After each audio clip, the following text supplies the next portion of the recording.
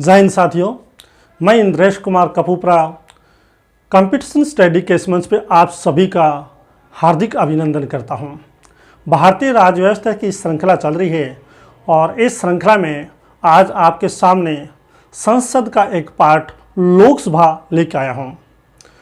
लोकसभा कैसे बनती है और लोकसभा से जुड़े महत्वपूर्ण सभी तथ्यों पर आपके साथ डिस्कशन करूंगा। तो चलिए करते हैं इस टॉपिक के विषय में डिस्कशन। संविधान का एक अनुच्छेद है 79। ये अनुच्छेद एक बात स्पष्ट करता है कि संसद के 3 पार्ट होते हैं, लोकसभा, राज्यसभा और राष्ट्रपति। ये तीनों पार्ट संसद के अंग माने जाते हैं। इस बात का उल्लेख है संविधान के अनुच्छेद 79 यानी 79 में। उसके बाद में एक और अनुच्छेद है जिसका नाम है 81। अनुच्छेद 81 में लोकसभा के गठन की जानकारी दी गई है। साथियों, लोकसभा के गठन 1950 के दशक में हो गया था। लोकसभा का गठन किस डेट को हुआ, ये डेट आपको याद रखनी है और ये डेट है 17 अप्रैल 1952 को लोकसभा का गठन हुआ था। अब बात करते हैं लोकसभा की फर्स्ट मीटिंग कब हुई थी। ये सारे वो प्रश्न हैं जो अक्सर रीट या इस प्रकार की अन्य प्रतियोगी परीक्षाओं में पूछ लिए जाते हैं। तो इस प्रकार की डेट का आपको एक कंठस्थ या बेहतर तरीके से याद होना बहुत ज़रूरी है। तो इसकी फर्स्ट जो मीटिंग हुई थी वो है 13 मई 1952। लोकसभा को क्या क्या कहा जाता है? देखिए, लोकसभा जुड़े प्रश्न काफ़ी आ चुके हैं। लोकसभा को प्रतिनिधि सभा भी कहा जाता है, लोकसभा को बहुनाओं का सदन भी कहा जाता है, लोकसभा को प्रथम सदन भी कहते हैं, निम्न सदन भी कहते हैं, अस्थायी सदन भी कहते हैं। बहुत सारे नाम है इसके। आपके एक पटवारी की परीक्षा में यह प्रश्न आ चुका है कि प्रतिनिधि सभा के रूप में संसद का कौन सा भाग माना जाता है, कहलाता है। तो यह प्रश्न आ चुका है, इसलिए आपको अन्य नाम सभी याद रखने हैं। अब हम बात करते हैं लोकसभा के गठन के बाद की। तो लोकसभा के जो प्रथम अध्यक्ष थे उनका नाम है गणेश वासुदेव मावलंकर यानी GV मावलंकर। इसके प्रथम अध्यक्ष थे और इसके प्रथम उपाध्यक्ष थे M अनंत सैनम अयंगर। आपको यहाँ पे जो एक बात और याद रखनी है वो ये है कि GV मावलंकर भारत के प्रथम प्रोटेम स्पीकर थे। GV मावलंकर ऐसे व्यक्ति थे जिनके विरुद्ध अविश्वास प्रस्ताव लाया गया था और ये पहले वो व्यक्ति थे जो पद पे रहते मरे थे। ये कुछ महत्वपूर्ण बातें हैं इस अध्यक्ष के पद से जुड़ी जो आपको याद रखनी है। अब हम बात करते हैं नेक्स्ट लोकसभा के बारे में। जब हम बात करते हैं तो लोकसभा से जुड़े कई पहलू हमारे सामने आते हैं। देखिए, लोकसभा हमेशा निम्न सदन माना जाता है। लोकसभा में कुल कितने सदस्य होते हैं, इससे जुड़े प्रश्न भी कई आते हैं। हम बात करते हैं लोकसभा में सदस्यों की, तो टोटल सदस्य इसमें 552 होते हैं। अनुच्छेद 81 का पार्ट 3, अनुच्छेद 81 के पार्ट 3 में लिखा गया है कि लोकसभा में अधिकतम सदस्य संख्या 552 ही हो सकती है। ये आपको याद रखना है। अब हम बात करें 552 को पार्ट में बांटते हैं तो जितने हमारे स्टेट हैं उन सभी स्टेट से 530 सदस्य चुने जाते हैं और जितने यूनियन टेरिटरी है वहाँ से 20 सदस्य चुने जाते हैं।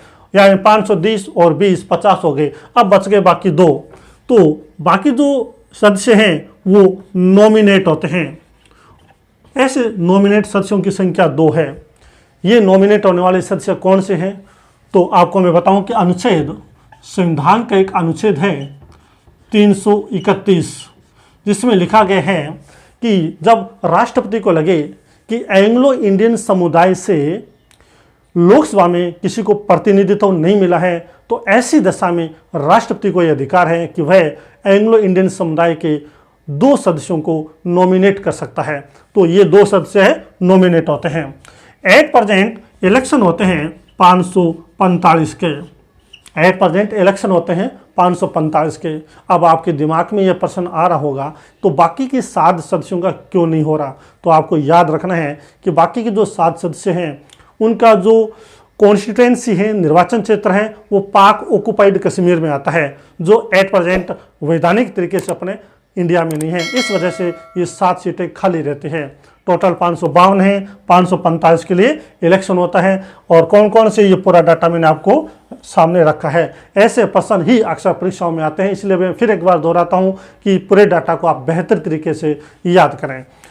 अब हम बात करते हैं, जब मूल संविधान बना था उस समय लोकसभा में कुल कितने सदस्य थे, तो आपको याद रखना है ओरिजिनल जो कॉन्स्टिट्यूशन बना था, ओरिजिनल कॉन्स्टिट्यूशन में लोकसभा के अंदर 500 ही सदस्य थे। कितने थे? 500 ही सदस्य थे।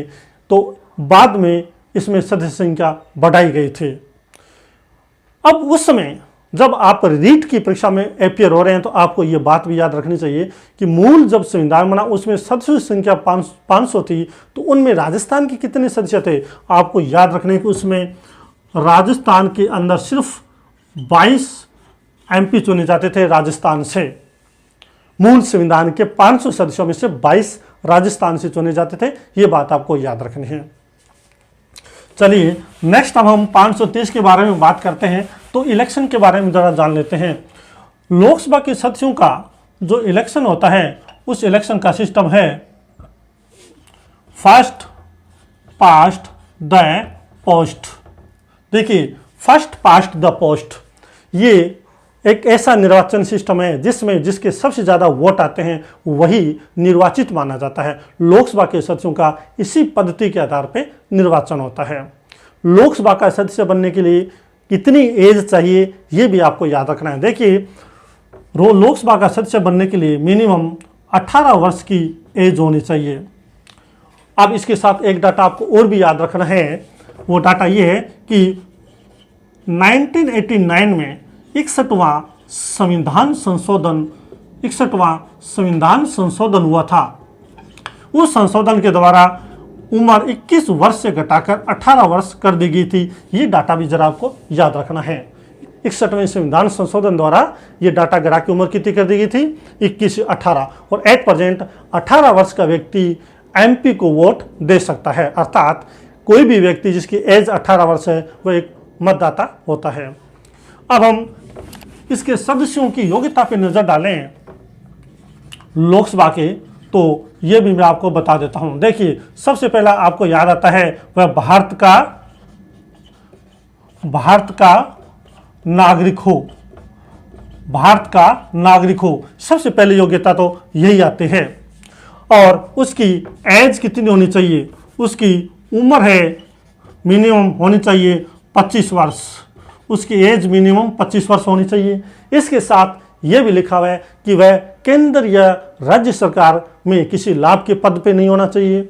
साथ ही यह भी लिखा हुआ है कि वह दिवालिया या पागल नहीं होना चाहिए। और साथ में यह भी लिखा है कि लोकसभा का सदस्य जो व्यक्ति बनने जा रहा है वह राज्यसभा का सदस्य नहीं होना चाहिए। अर्थात दोनों सदनों का एक व्यक्ति एक साथ मेंबर नहीं हो सकता।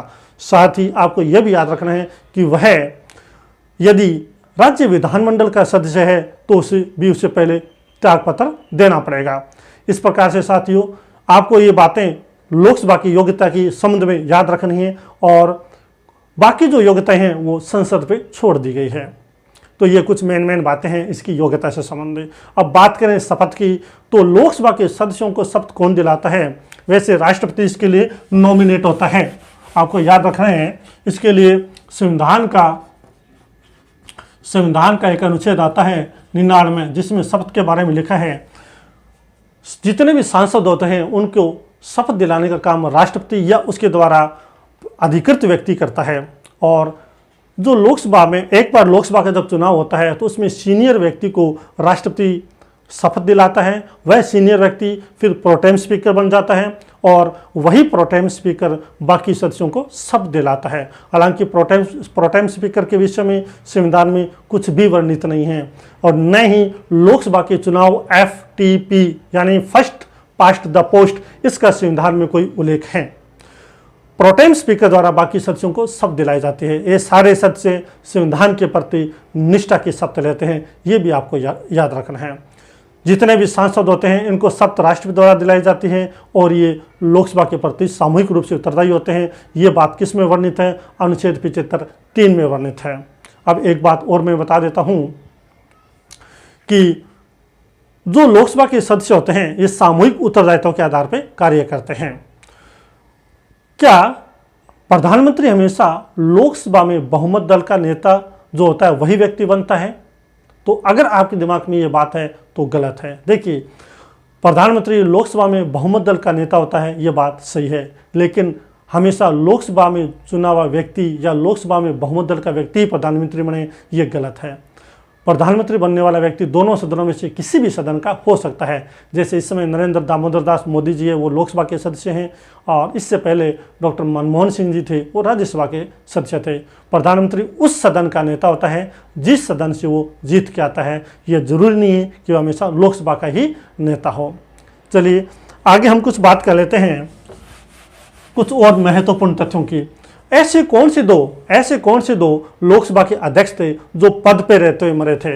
ये आपको याद रखना है। पद पे रहते हुए मरने वालों में प्रथम थे जीवी मावलंकर, जो हमारे देश के प्रथम प्रोटेम स्पीकर व प्रथम लोकसभा अध्यक्ष थे, ठीक है।